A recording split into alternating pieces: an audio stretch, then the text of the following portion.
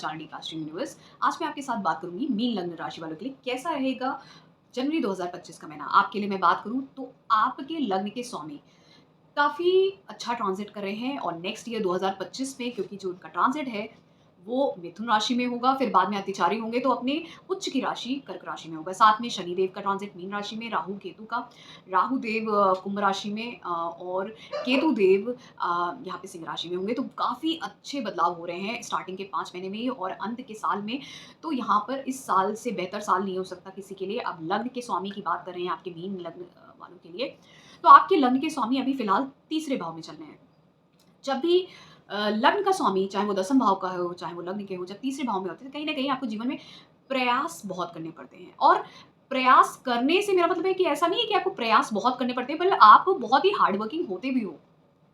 आप बहुत ही hard working होते हो। आप कहीं ना कहीं अपने बार बार स्किल डेवलपमेंट करना, कम्युनिकेशन अच्छा होता है ऐसे लोगों का, स्किल डेवलपमेंट करना, इनकी लाइफ में ट्रैवल, छोटे छोटे ट्रैवल तो हमेशा ही होते रहते हैं। कार्य को लेके हमेशा पढ़ते रहते हैं, नया कुछ सीखते रहते हैं, स्किल डेवलपमेंट करते रहते हैं। दसम भाव के भी मालिक बनते हैं क्योंकि यहाँ पे, और आप हार्ड वर्किंग हो। आपको इतनी ईजिली चीज़ें नहीं मिलती हैं, लेकिन हाँ, अगर आप 10% भी हार्ड वर्क करते हो ना तो आपको उसका 30-40% रिजल्ट मिल जाता है।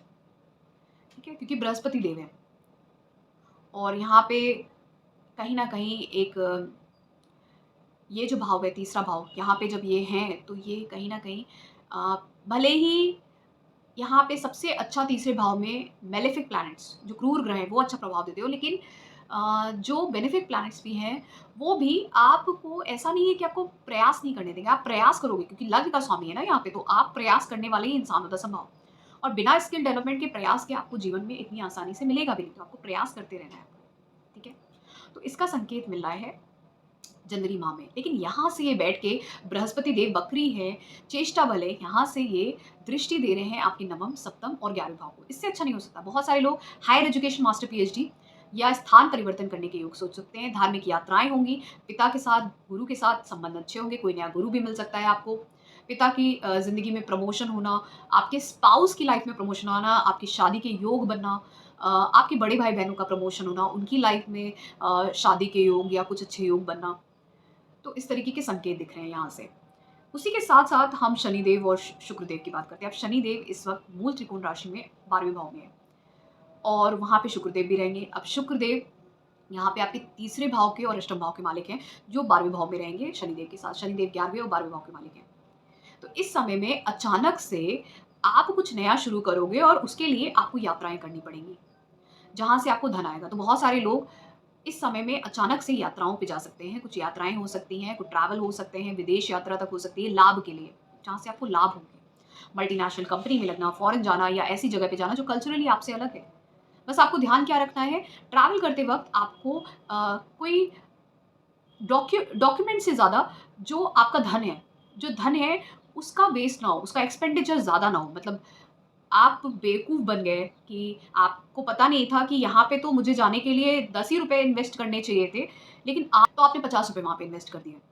ठीक है? ऐसा हो सकता है। मतलब आपको आइडिया नहीं था, तो आपसे ज़्यादा हो गए। तो इस तरीके की चीज़ें हो सकती हैं, धन से जुड़ी हुई। आपका वेस्टेज हो सकता है, धन का वेस्टेज। मतलब इन्वेस्ट तो आपको जहाँ पे जाना है, वहाँ पे ट्रैवल के लिए तो शायद लोग 10 रुपए में चले जाते होंगे, बट आपको पता नहीं था तो आपके 50 रुपए खर्च हो गए। ठीक है? इस तरीके का। तो ये चीज़ आपको ध्यान देने की ज़रूरत है, धन के मामले में खासकर ट्रैवल करते वक़्त एक्स्ट्रा एक्सपेंडिचर हो जाए उसका। इसी तरीके से यहाँ पर एक चीज़ और जो ध्यान रखने की ज़रूरत है, क्योंकि मंगल देव कर्क राशि में रहेंगे, नीच राशि में रहेंगे, और मंगल देव आपके दूसरे भाव के और नवम भाव के स्वामी बनते हैं। और कहीं न कहीं क्योंकि ये आपके पंचम भाव में रहेंगे, नीच के रहेंगे, वक्री रहेंगे, तो ये उच्च जैसा प्रभाव देंगे। तो यहाँ पे जब तक कि 21 जनवरी में मंगल देव रहेंगे, तो ये आपके जीवन में बदलाव लेके आएँगे। चाइल्ड बर्थ का इंडिकेशन है, और कुछ एजुकेशन शुरू करना, चाहे आप अपनी एजुकेशन शुरू कर रहे हो, चाहे इंटीरियर टेक्निकल एजुकेशन या मैनेजमेंट की, या आपके बच्चे शुरू कर रहे हो। ठीक है, तो उसका इंडिकेशन है यहाँ पे। और साथ में ये लव रिलेशनशिप के लिए थोड़ा प्रॉब्लमेटिक है। यहाँ पे लव रिलेशनशिप का ब्रेकअप होना, इस तरह की चीज़ें दिखती हैं। लेकिन ये उसके साथ साथ आपके मन को भटकाएंगे भी थोड़ा बहुत। लेकिन अच्छा कहाँ पे करेंगे, आपको कुछ बड़ा पद दिला सकते हैं, क्योंकि पंचम भाव आपके हेरिडिटरी पोजीशन का है। अचानक से कोई पद प्राप्ति होना। ठीक है, और साथ में उसके साथ साथ क्योंकि ये पूर्व पुण्य कर्मों का भी है, तो आपके बच्चों के लिए अच्छा, आपके लिए अच्छा, कुछ अच्छा हो सकता है अचानक से, आपके भाग्य से, पिता की हेल्प से, गुरुओं की हेल्प से आपका कुछ अच्छा हो सकता है, कुछ नया शुरुआत कर सकते हैं आप जीवन में। परिवार में भी कुछ नया हो सकता है, जैसे मैंने बोला चाइल्ड बर्थ के योग बनते हैं, शादी के योग बनते हैं और यहाँ से इनकी एक दृष्टि अष्टम भाव पे रहेगी, पंचम भाव से और दूसरी दृष्टि वहाँ से 11वें भाव पे रहेगी अपनी उच्च राशि मकर राशि में और तीसरी दृष्टि अष्टम दृष्टि जो होगी वो उनके 12वें भाव में होगी, जहाँ पे शनिदेव और शुक्रदेव होंगे। तो मंगलदेव यहाँ पे रहते हुए कहीं न कहीं क्योंकि 11वें भाव के लिए आपके लाभ बढ़ा रहे हैं, आपकी इच्छाएँ पूर्ण करेंगे क्योंकि अपनी उच्च की राशि है उनकी, तो अच्छा करेंगे प्रभाव। आपकी बहुत सारी इच्छाएँ पूर्ण हो सकती हैं इस समय में। लेकिन क्योंकि अष्टम दृष्टि 12वें भाव पे रहेगी, जहाँ पे शनिदेव और शुक्रदेव है। तो मैंने जैसे बोला लव रिलेशनशिप में ब्रेकअप होना, ट्रैवल होना, आपके बच्चे भी पढ़ने के लिए जा सकते हैं, कहीं और जा सकते हैं या फिर आप भी कहीं जा सकते हो। कुछ अपने अपने जीवन में कुछ नया बढ़ाने के लिए। यहाँ पर पैसे की खर्चे का भी इंडिकेशन है, ठीक है? और इवन उसके साथ-साथ ये इसका भी इंडिकेशन है कि ना सिर्फ़ पैसे का खर्चे का इंडिकेशन या लव रिलेशनशिप में ब्रेकअप का, पर ये एक ऐसा योग भी बना है जहाँ पर अचानक से हो सकता है आपको बहुत सारे बदलाव करने पड़ें। मतलब कहाँ पे बदलाव आपको करने पड़ सकते हैं? हो सकता है आपको क्योंकि अचानक से होगा ट्रैवल, अचानक से बदलाव होंगे तो परिवार में बदलाव करने पड़ सकते हैं आपको। और ये भी हो सकता है कि वो जो भी बदलाव हों, वो आपके जीवन में, आपके घर में भी बदलाव कर सकते हैं, ठीक है? आपके परिवार में, घर में आपको बदलना पड़ सकता है, अपनी जगह को बदलना पड़ सकता है, तो ये बदलाव की बात करते हैं इस समय में। और कहीं न कहीं ये धन के रास्ते भी खुलते हैं, धन का खर्च भी होगा, धन के रास्ते भी खुलेंगे और बदलाव की बात कर रहे हैं यहाँ पे। तो ये अच्छा है, ठीक है? फिर उसके बाद क्योंकि जैसे मैंने बोला शनिदेव एक कार की तरीके हैं, ऑटोमोबाइल और मंगलदेव उसमें पेट्रोल और डीज़ल की तरीके। तो अब क्योंकि मंगलदेव 7 दिसंबर से ही नीच राशि में वक्री है तो उच्च जैसा प्रभाव दे रहे हैं। तो भले ही वो शनि को दृष्टि दे रहे हैं, लेकिन वो दृष्टि अच्छी है। मतलब क्योंकि शनिदेव क्या है, वो चीज़ों को रुक-रुक के करते हैं। वक्री थे, फिर स्तंभी हुए, फिर वो बढ़ना शुरू हुए। अब 4 महीने में उनको कुंभ राशि का रिज़ल्ट देना है। तो जब तक कि मंगलदेव का वो थ्रस्ट नहीं होगा, इग्निशन नहीं होगा, तब तक कि वो करना नहीं स्टार्ट करेंगे। तो 21 जनवरी तक जब तक कि मंगलदेव नीच राशि में रहते हुए वक्री रहेंगे, तो वो उच्च जैसा प्रभाव देते हुए दृष्टि देंगे शनिदेव को, जो मूल त्रिकोण राशि में। तो चीज़ें बढ़ने लगेंगी अब आपकी। आपके लाभ के रास्ते खुलेंगे, विदेश के रास्ते खुलेंगे, आप ट्रैवल कर सकते हो, ठीक है? तो ये सब चीज़ें होंगी आपकी। तो बहुत अच्छा है, आपको उसका लाभ लेना चाहिए। फिर वहीं मंगलदेव 21 जनवरी को अपनी शत्रु राशि, बुध की राशि मिथुन राशि में चले जाएँगे, चौथे भाव में। अब यहाँ पे वक्री रहेंगे, यहीं पे रहेंगे, चौथे भाव में रहेंगे और कालपुरुष कुंडली में वो नीच के भी होते हैं चौथे भाव में, तो अच्छे नहीं माने जाते। लड़ाई झगड़ा होना, आपका मन परेशान करे होगा यहाँ पे, मन परेशान होगा आपका, चिंता में आएगा, थोड़ी-सी मतभेद हो सकते हैं अगर आप शादीशुदा हैं पति-पत्नी के बीच में क्योंकि चौथा भाव पत्नी का भी है, जो गृहिणी होती है जिसको बोलते हैं, ठीक है? माता की हेल्थ डिस्टर्ब हो सकती है, मदर की हेल्थ डिस्टर्ब करेगी। तो 21 जनवरी से आपको ध्यान रखना है। अब यहाँ से केतु देव पे भी दृष्टि रहेगी। केतु देव इस वक़्त कहाँ है? आपके सप्तम भाव में। राहु देव लग्न में है। तो केतु देव की दृष्टि रहेगी तो मंगल और केतु का जब भी संयोग बनता है, चाहे दृष्टि से, चाहे युति हो किसी भी तरीके से, तो ये बताता है कि सर्जरी और कट इंजरी एक्सीडेंट जैसा हो सकता है। किसको हो सकता है? आपकी माता को हो सकता है इस वक़्त। इवन आपकी स्पाउस को भी क्योंकि सप्तम भाव भी है और चौथा भाव भी स्पाउस का है। खासकर जो मेल हैं, क्योंकि चौथा भाव गृहिणी का है, हाउसवाइफ, ठीक है? तो पतियों के लिए, आपकी हाउसवाइफ को कोई कट, बर्न, इंजरी, माता को, मदर को कोई कट, बर्न, इंजरी, इस तरह की चीज़ें। इवन जो लोग रियल एस्टेट प्रॉपर्टी में काम करते हैं, आप कुछ प्रॉपर्टी का काम कर सकते हैं इस वक़्त में, बाय कर सकते हैं, व्हीकल, प्रॉपर्टी, कुछ इस तरीके की, तो ये आपके लिए अच्छा है, ठीक है? उसके अलावा यही मंगलदेव दृष्टि देंगे अपनी यहाँ से धनु राशि को, 21 जनवरी से धनु राशि में उस वक़्त कोई ग्रह नहीं होगा। लेकिन फिर उसके साथ अष्टम दृष्टि भी होगी, कहाँ पे? मकर राशि पे। तो 21 जनवरी से जब मकर राशि पे अष्टम दृष्टि होगी मंगलदेव की, तो वहाँ पे बुधदेव और सूर्यदेव भी होंगे। सूर्यदेव तो होंगे लेकिन बुधदेव भी 24 जनवरी से आ जाएँगे। तो बुधदेव 24 जनवरी तक मकर राशि में रहेंगे। 24 जनवरी से सॉरी मकर राशि में रहेंगे, 24 जनवरी तक धनु राशि में रहेंगे। और वहाँ पे सूर्यदेव भी 14 जनवरी तक धनु राशि में रहेंगे। अब धनु राशि दसम भाव में आती है। बुधदेव चौथे और सप्तम भाव के मालिक हैं जो दसम भाव में रहेंगे। तो यहाँ पे आपके स्पाउस की पदोन्नति और कहीं न कहीं आपके कम्फर्ट्स का बढ़ना इसके संकेत देता है यहाँ पे। व्यापार का बढ़ना, स्पाउस का कार्यक्षेत्र में पदोन्नति के संकेत, कम्फर्ट्स बढ़ना, लाभ होना, प्रॉपर्टी का गेन होना, इस तरीके के संकेत दिखते हैं। उसके साथ-साथ यहाँ पे सूर्यदेव भी होंगे। सूर्यदेव आपके छठे भाव के मालिक होते हैं, तो पद प्राप्ति के योग, आपके भी पद प्राप्ति के योग दिखते हैं। ना सिर्फ आपके स्पाउस के बल्कि आपके भी पद प्राप्ति के योग दिखते हैं। कॉम्पिटिशन के बाद, क्लियर करने के बाद। पर आपको जो ध्यान देना है यहाँ से वो यही है कि दृष्टि चौथे भाव पे रहेगी तो मन परेशान विचलित होना, बाकी सब चीज़ें सही दिखती हैं। और प्रॉपर्टी के भी योग बनते हैं, प्रॉपर्टी खरीदना, लोन पे लेना, तो इस तरीके की चीज़ें यहाँ पे दिखती हैं, रेंट पे व्हीकल लेना, ये वो सब तो अच्छा समय है, उस सब चीज़ों के लिए अच्छा है। थोड़ा मन परेशान होगा उसके लिए ध्यान देना है, और थोड़ा लड़ाई झगड़ा, मन परेशान होना, इस तरह की चीज़ें। अब यही जब सूर्यदेव 14 जनवरी को मकर राशि में चले जाएंगे और फिर 24 जनवरी को बुध देव भी चले जाएंगे मकर राशि में 11वें भाव में, तो ये होगा कि मंगल देव मिथुन राशि से वक्री रहते हुए दृष्टि देंगे, अष्टम दृष्टि मकर राशि को, जहाँ पे वो उच्च के होते हैं। तो ये एक योग बन रहा है। किसमें योग बन रहा है? मंगल देव और बुध देव में, क्योंकि मंगल देव अपनी शत्रु राशि में है, बुध की राशि में, और बुध देव मंगल देव की उच्च राशि में, वो भी 11वें भाव में। तो 11वें भाव में कोई भी ग्रह जाता है, चाहे वो सूर्य देव हो, बुध देव हो, कोई भी हो, तो वो आपको लाभ जरूर देता है जीवन में। तो लाभ, इच्छाएं पूर्ण होना, वो भी केंद्र के भाव के मालिक हैं बुध देव, और 11वें भाव में। तो आपको व्यापार में शादी का योग बनना, शादी में आपको लाभ होना, पति पत्नी से लाभ होना, आपको व्यापार में लाभ होना, शादी का योग बनना यहाँ पे।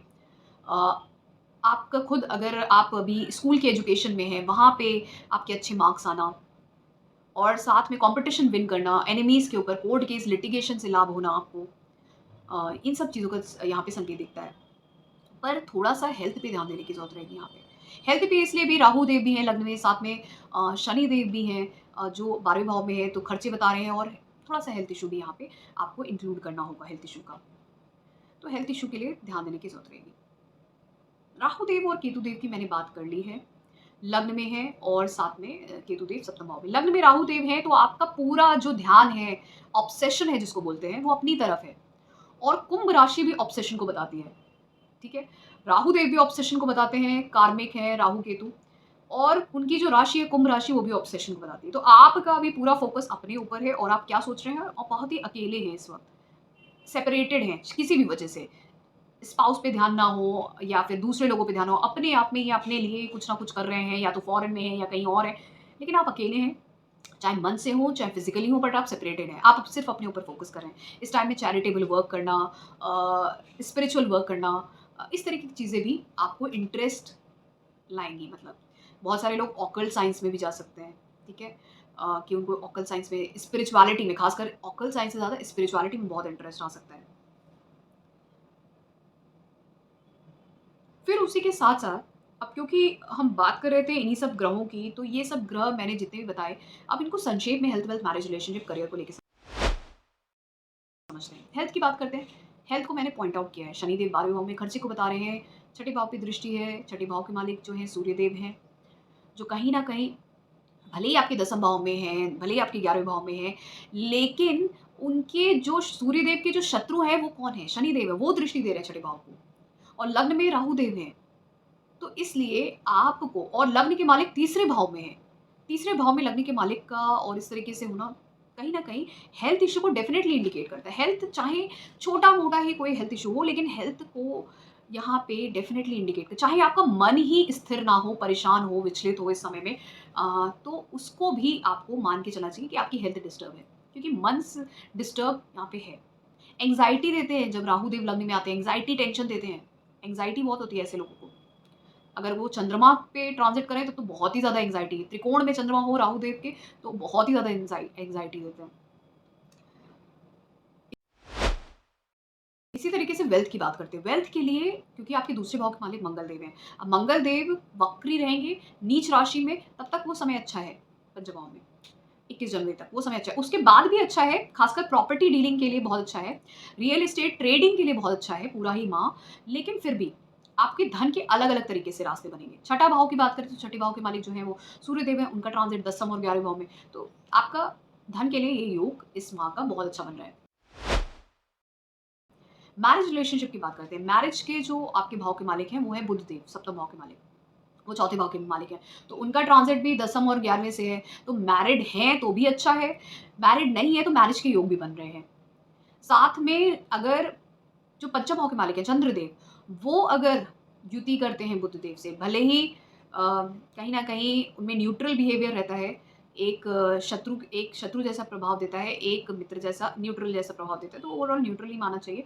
तो फिर भी आपको ये देखना है कि जब-जब चंद्रमा का कहीं न कहीं उससे किसी भी तरीके से संबंध बनेगा, तो लव मैरिज के भी योग बनेंगे। खासकर जब बृहस्पति देव अगर दृष्टि दे रहे हों, तो बहुत ही ज़्यादा अच्छा है, चाइल्ड बर्थ के भी इंडिकेशन होते हैं। इसी तरीके से अब बात करते हैं आपके करियर को लेके, कार्य क्षेत्र को लेके पदोन्नति की बात करता है, क्योंकि सूर्यदेव, बुधदेव भी 10th भाव में होंगे, फिर 11वें भाव में भी बुधादेव योग बनाएँगे, तो व्यापार की वृद्धि और आपकी पदोन्नति, आपकी भी और आपके स्पाउस की भी, अगर वो वर्किंग है, उनकी भी पदोन्नति, इसके इंडिकेशन दिखते हैं इस समय में। साथ में एक चीज़ और है, क्योंकि छठा भाव भी बहुत एक्टिव है, छठे भाव के मालिक ही सूर्यदेव हैं, 10th भाव में रहेंगे, तो इसलिए पदोन्नति ज़रूर है और वो भी 7th भाव के मालिक के साथ। तो स्पाउस की भी है और आपकी भी इंडिकेटेड है। और साथ में व्यापार के लिए भी अच्छा है, तो पब्लिक इमेज अच्छी होगी आपकी इस समय में। तो इसके इंडिकेशन बहुत अच्छे दिख रहे हैं। तो ये था मेरा एनालिसिस मीन लग्न राशि वालों के लिए कैसा रहेगा आपका जनवरी 2025 का महीना। अगर आपको पसंद आया है so please do subscribe to my channel टी बात शिव यूनिवर्स। उसके अलावा पेड कंसल्टेशन के लिए आप मुझे कॉन्टैक्ट कर सकते हैं मेरे व्हाट्सएप नंबर पे। धन्यवाद।